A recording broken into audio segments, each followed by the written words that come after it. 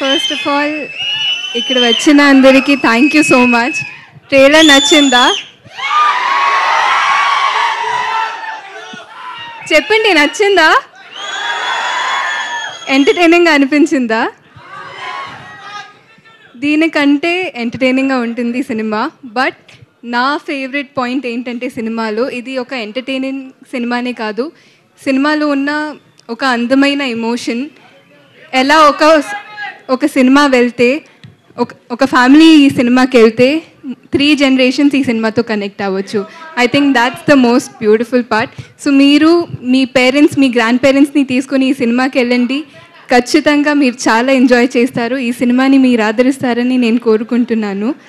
And అలాగే Sharwa garu, I think he's one of the most effortless actors.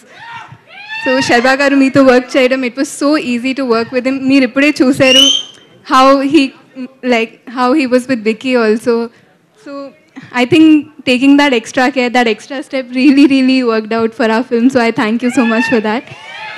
And నిన్న ఒక press ఈవెంట్లో నాకు ఒక క్వశ్చన్ అడిగారు. అంటే నేను ఆల్రెడీ యంగ్గా ఉన్నాను, ఇంకో పిల్లలతో ఎలా యాక్ట్ చేశానని. So I was like so